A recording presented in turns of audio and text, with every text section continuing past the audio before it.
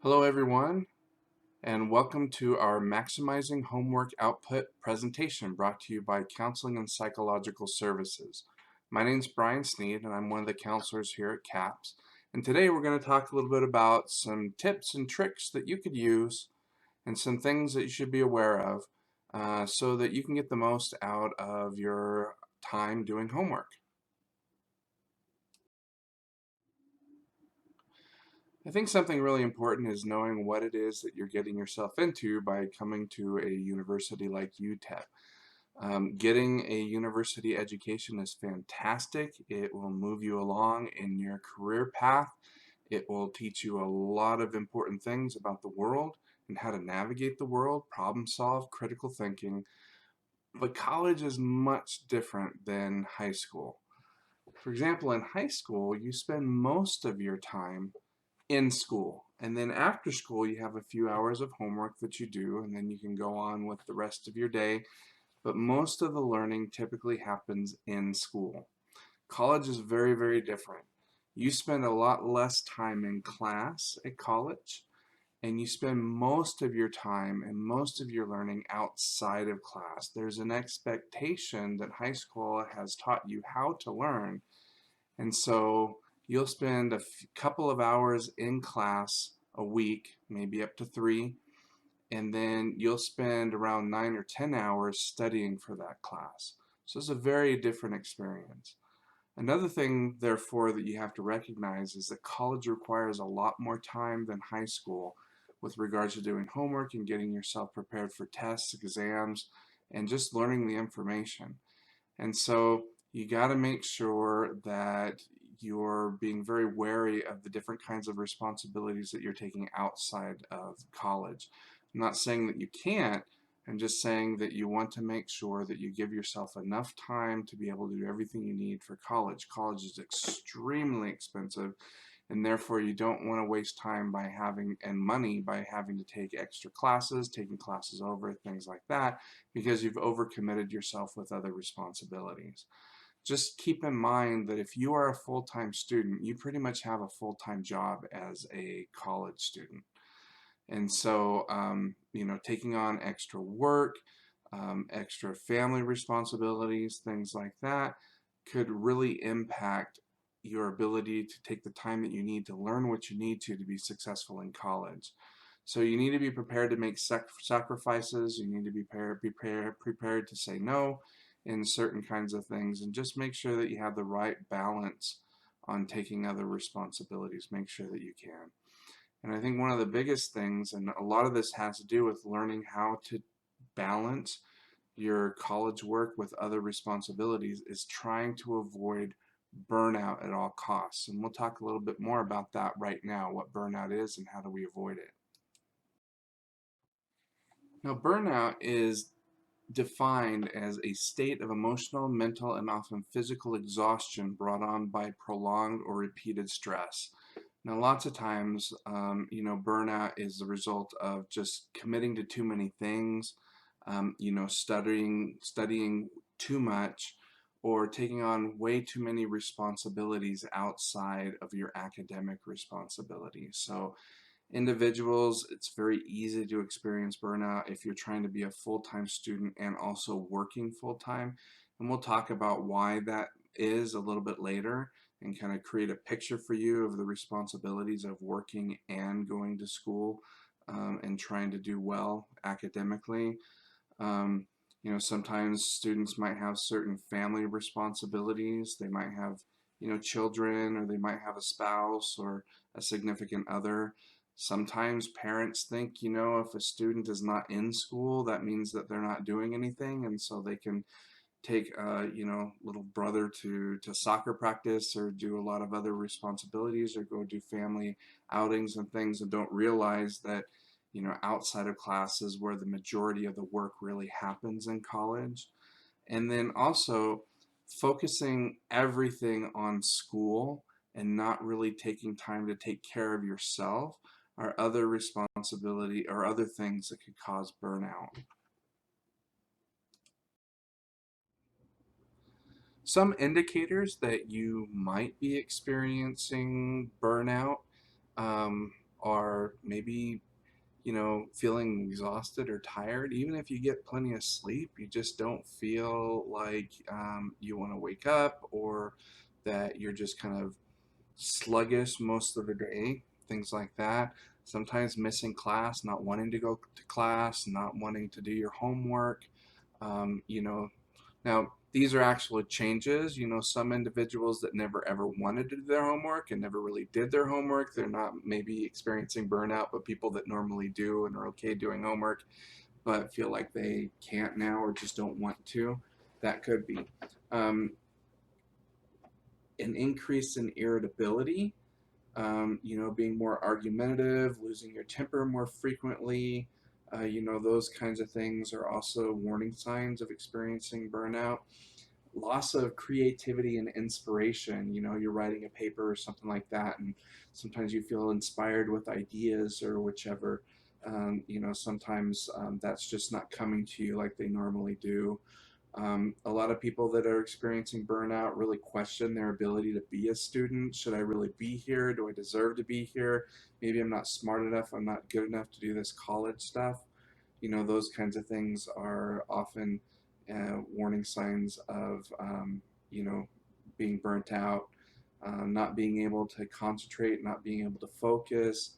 Um, let's see, trying to get started doing things, especially homework and academic things, but just getting started is really hard. And lots of times students might avoid doing those things by, recognizing, hey, my room's not clean. Maybe I should go ahead and clean my room first before I get started with my homework. Just finding ways of getting out of it. Um, Long-term burnout could really kind of lead to anxiety issues or even depression. So those are things that you want to watch out for, definitely. Again, you know, experiencing burnout, being burnt out, it's harder to get through being burnt out than it is just to avoid being burnt out. And we'll talk to you a little bit later about things that you can do. Okay, this section can kind of help you get some ideas as to what you can do to avoid getting burnt out, or even how to deal with burnout if you're in the middle of it. So, just some things. One of the major things is you've got to get prepared to make some major changes to some of the habits that you're engaged in or your current situation, because most likely the situation that you're in right now is what's contributing to the burnout. So, you got to make a commitment to change. So what you first need to do is just reevaluate your time commitments, the things, the lifestyle that you're living right now. So if you're recognizing that maybe you're going out and doing things with friends or whatever more frequently and it's not giving you enough time to do homework, it really means that you have to start curbing that idea. A lot of new students love the new freedom of being an adult and being in college and want to participate in all the fun things, and sometimes that can take priority over all the academic things that need to be done for you to be able to be successful. You might have to rethink your work hours and maybe cut back on some work hours. Those kinds of things. You might have to talk to parents about, family responsibilities, and maybe some of those things might be getting in the way, or just learning how to balance really well. And that kind of leans to the next part, which is to learn to say no. You know, College, as we've spoken about before, is a big commitment, and sometimes other people want commitments as well. And we're individuals that want to please everybody, and we want to make sure that everybody's happy with us. But sometimes we really do have to say no. I mean, we can say it in a nice way, but sometimes we have to turn down offers. We have to say, I don't have time for this, or I have other things that I have to do. So sometimes we really have to kind of say no, even though we might have an accommodating nature. Definitely work on your time management skills. This is one of the areas where most college students will benefit from, is learning how to manage their time. And there are presentations that the counseling center, offers with regards to time management. So you might want to look for some of those resources, some of those presentations that we're doing throughout the semester. There are lots of different resources online as well. But learning to manage your time will really help you create that balance that you need, that so that you can do everything that you need to in school, manage other responsibilities, and still have the time to take care of yourself, which is definitely going to help you in the future avoid burnout. Make sure that you have a good relationship with your professors. Make sure that your professors know who you are. And that way, if you have any questions, concerns, you can communicate with them, take advantage of their office hours if you need some help, and keep those lines of communication open. The more your professor knows who you are, then the better off they are, the better that they'll be able to help you in certain situations. Definitely try not to procrastinate. That's a very easy thing for college students to do, but we want to make sure that we avoid doing that, okay? Putting things off until the last minute. Again, the whole idea here is to gather as much information that we can here as college students so that we can use that valuable information in our careers in the future. So procrastinating just puts things off to the very end. Then we have to cram for exams or do subpar work on our assignments or homework, and that's just not conducive to really learning as much as we can here in this environment. Make sure that your goals are realistic, okay? So, sometimes individuals that are burning out have a tendency to overcommit or set goals that are way too high. And so really kind of look at those goals and make sure that they're realistic, they're attainable. They can still be high goals, but sometimes students tend to make impossible goals, and then when they can't reach them, they can get disappointed, depressed, feel like failures, things like that. And that's not because they're not capable, it's more because they really haven't really looked at the realistic nature of the goals that they're making. Make sure that you stick to your goals. Okay, these aren't necessarily New Year's resolutions where we make them every year and we don't keep them. Make sure that the goals that you set are ones that you can stick to. That's going to help you with motivation. It's going to give you a sense of satisfaction when you accomplish the goals. And so, it's really helpful to do that. If we don't stick to the goals, then they really don't have any meaning. And then, that's just another step towards burnout. And then another thing is more along the lines of self-care. You need to dedicate some time to yourself a little bit every day, definitely weekly. Engaging in activities that are going to help you kind of recharge your batteries, that are really going to take care of you. That could be social interactions with friends or significant others, some time with your family, maybe some spiritual activities, one with nature, one with, higher being, whichever that might be for yourself.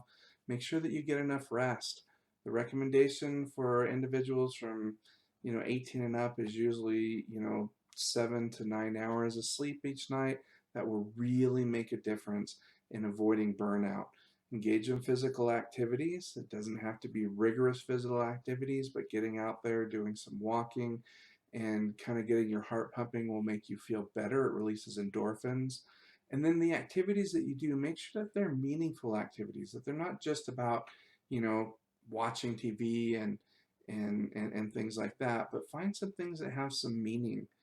Whether that's, hanging out with friends with a purpose, or just engaging in a hobby, or something that you really enjoy doing.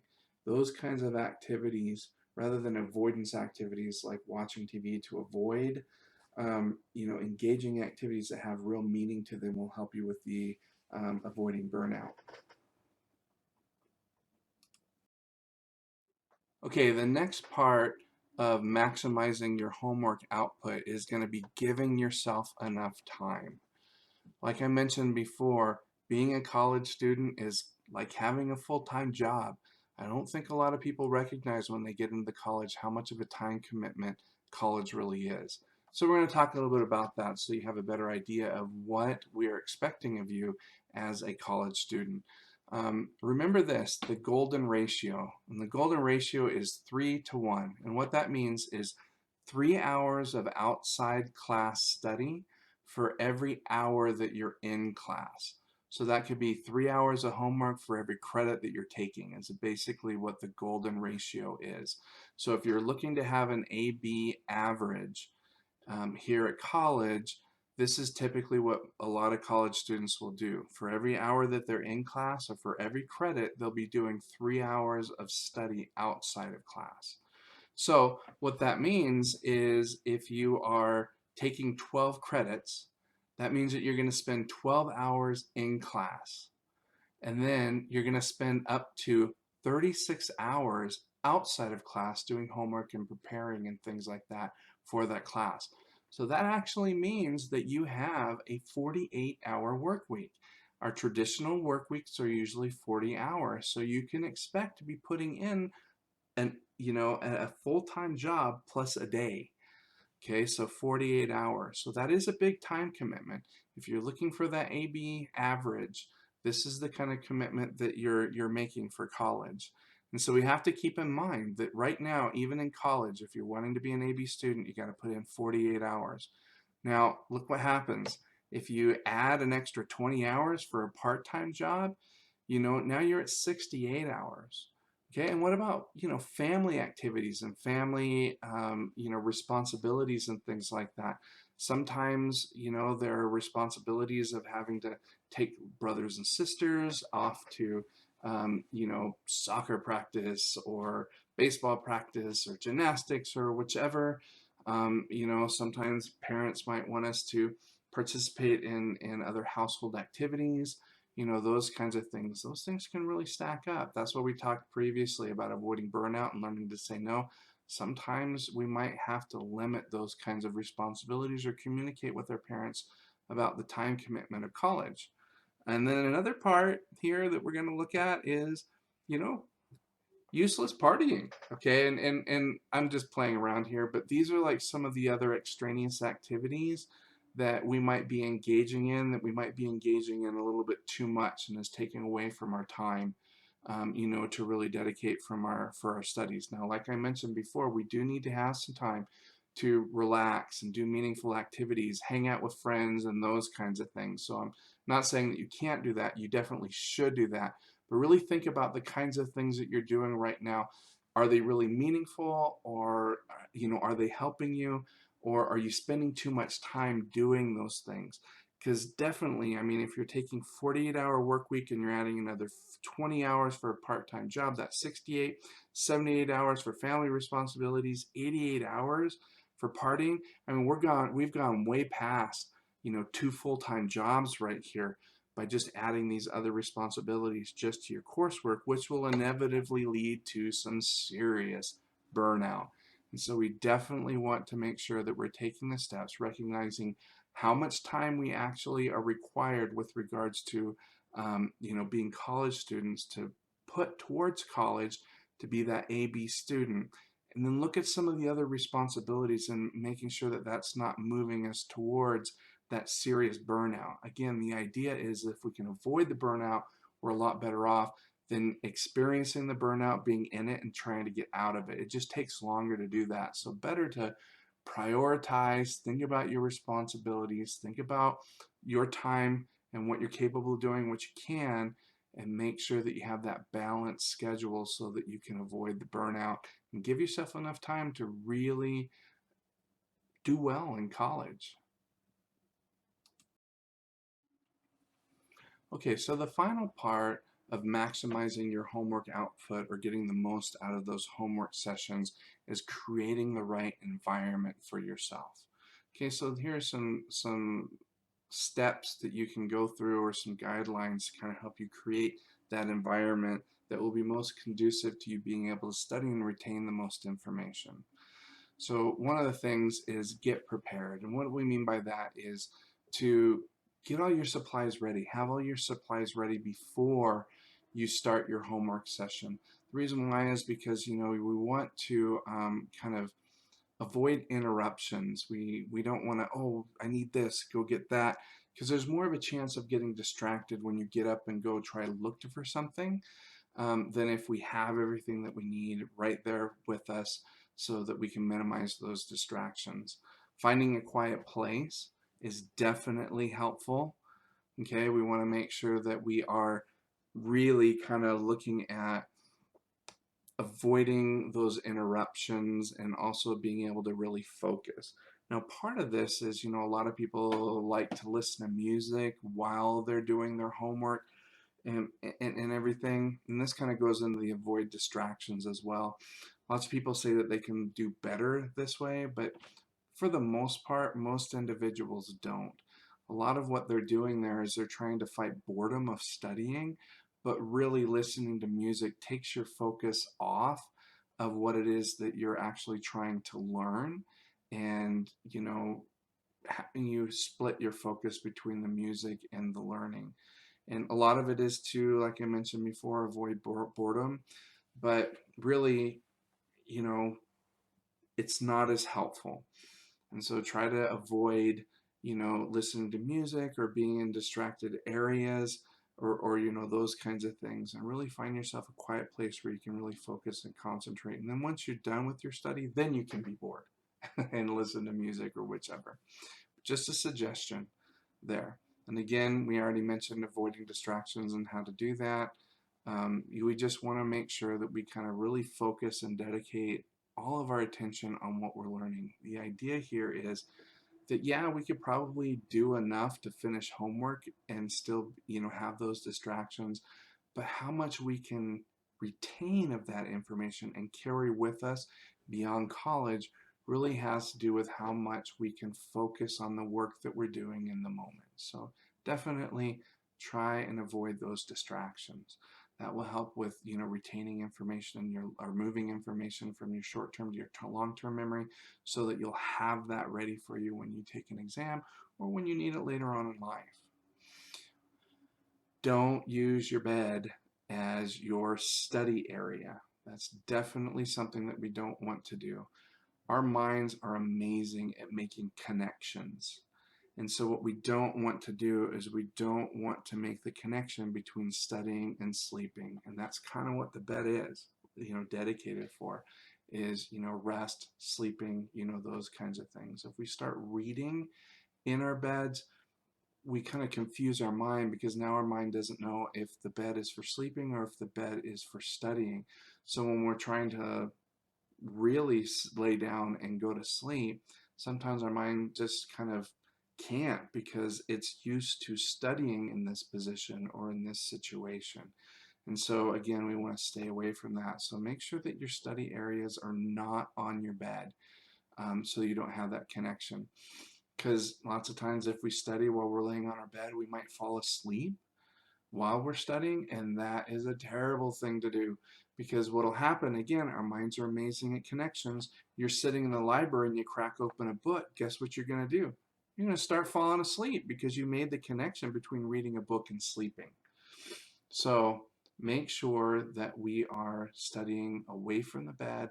Make the bed just for sleeping, and other places for studying. Couches, laying on the couch, kind of the same thing there. So we want to kind of avoid that. Make sure that you create a routine. Um, you know, in the process of time management, which we talked a little bit earlier about when avoiding, burnout, create a time so that you know when it is that you're going to be studying, when it is that you're going to class, when it is that you're going to, do certain things. The more you can do that, the more your body creates this feeling of being used to doing certain things at certain times.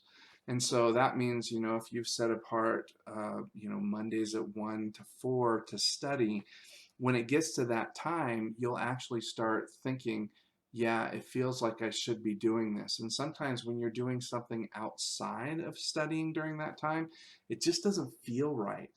So your body gets accustomed, your mind gets accustomed to, this time is for learning. And that's definitely something that would be helpful for us as we move forward in maximizing our homework output. Studying in chunks. What we've learned, research and things like that, the optimal time, or the time in which we learn the most, is typically within the first hour to hour and a half.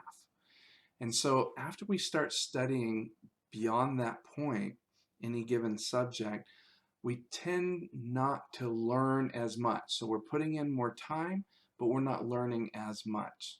And so what we want to do is we want to make sure that we're within that, hour, hour and a half of maximal learning. That in that time, the longer you learn, the more you learn. The longer you put into it, the more you learn, until you get to that hour and a half, and then it starts to kind of taper down and you don't learn as much, even though you're putting in more time. And the way that you do this then is, say you're studying something like biology. You study that for about an hour, hour and a half. Optimal hour would be best. Take a little 5-minute break and switch to a different subject, like maybe math, and do math for about an hour or so. And then after that, take a little 5-minute break and either study a different subject or go back to, studying the original subject that you were studying. What happens is your mind kind of resets itself because your mind loves to take in new information, novel information. So if you're studying something for an hour and now you're kind of getting bored of it, or your mind's getting bored of it, then if you switch to something different, then your mind's like, hey, this is something new. So I'm more interested in learning something new. And so you kind of reset that optimal learning time by doing that. And so this is what we mean by studying in chunks. Okay. Sometimes incentives are really helpful in creating motivation for studying. So you could say, if I study for 3 hours or something right here, then I can give myself an hour of time to talk with a friend or call a friend or do something with a friend or, something like that. If I put in a full day of study like I should, then I get some recreational time with friends. That could be one incentive. It could be a candy bar. It could be, all kinds of different things. Taking a walk, getting some exercise, whichever. But what that does is it gives you something to look forward to. And so, it gives you more motivation to want to complete that. The main thing with this part is that whatever incentive you put down, you got to make sure that you hold to that commitment. So if you don't put in a good study session during the day, or whatever, then you can't allow yourself to go hang out with, friends and things like that. Because if you do that anyways, it no longer becomes motivating. So you really have to hold to whatever incentive it is that you only give yourself that thing when you've put in, when you've held to your commitments. And another thing I think is really helpful is that learning how to read a textbook the right way. And there are several different places here on campus that might teach you how to do that. Online, there's also, some information on how to read textbooks correctly, but a lot of individuals go into reading textbooks like they're a novel. And they're waiting for something cool to happen. Well, guess what? This is a textbook. Nothing cool is going to happen. Now, it's got some really neat information and information that's going to help you in the future, but it's not going to be laid out in a way that's going to hold your attention or be entertaining in any way. It's just full of facts and information. So learning how to look for certain things, learning to kind of guess what you might expect to read as you're reading in a textbook or giving yourselves things to look for are really helpful. And that's what a lot of these textbook learning techniques and textbook reading techniques and formulas and things that they have online, or some that Counseling and Psychological Services provides in our workshops or other workshops across campus, will teach you how to read a textbook in a way that you can retain the most information from it. And so these are some ideas that you can, pick a few, or if you're not doing any of them, do them all. But these are definitely things that can help you create the right environment so that you can get the most out of doing your homework and the time that you spend outside of class. Okay, that about wraps up our presentation on maximizing your homework output.